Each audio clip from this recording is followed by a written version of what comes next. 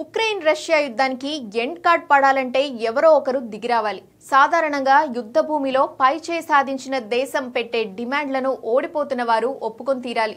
లేదంటే కడ వరకు పోరాడాలి. ఓటమి అంచున ఉన్న ఉక్రెయిన్ ముందు రెండు ఆప్షన్స్ ఉన్నాయి. ఒకటి రష్యా డిమాండ్లను అంగీకరించడం, రెండవది యుద్ధం కొనసాగించడం. ఇక రష్యా డిమాండ్లలో ప్రధానమైనవి మూడు.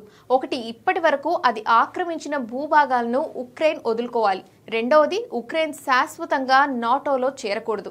మూడవ డిమాండ్ సైనిక నియంత్రణ, అంటే ఉక్రెయిన్ శాశ్వతంగా బఫర్ స్టేట్ గా ఉండాల్సిందే. వీటిలో భూభాగాల అప్పగింతకు ఉక్రెయిన్ ససేమిరా అంటుంది. అలా అప్పగించేందుకు తమకు అధికారాలు లేవని కూడా ప్రెసిడెంట్ జెలెన్స్కీ స్పష్టం చేశారు.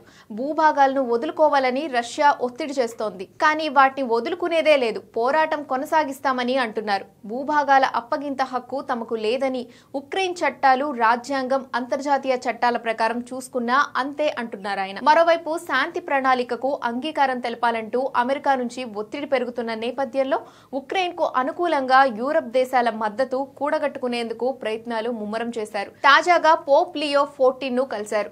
వివిధ దేశాల్లో సుడిగాలి పర్యటనలతో తీరిక లేకుండా ఉండడంతో జెలెన్స్కీ సంప్రదాయ విధానాల్లో జరిగే విలేకరుల సమావేశాలకు దాదాపు దూరంగా ఉంటున్నారు. విమాన ప్రయాణంలో ఉండగా మీడియా ప్రతినిధులతో వాట్సాప్ చాట్ ద్వారా పలు వివరాలు పంచుకుంటున్నారు.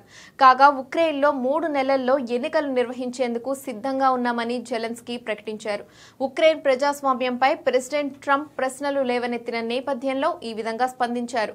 అయితే యుద్ధ పరిస్థితుల్లో ఎన్నికలు నిర్వహించాలంటే మిత్ర దేశాల నుంచి భద్రత, సహకారం అవసరమని అన్నారు. ప్రతిపక్షం కూడా ప్రస్తుతం ఎన్నికల నిర్వహణ సాధ్యం కాదని అంటోంది. మరోవైపు రష్యా యుద్ధ భూమిలో రెచ్చిపోతోంది. దాడులను తీవ్రం చేస్తూ ఉక్రెయిన్ మౌలిక సదుపాయాలను ధ్వంసం చేస్తోంది.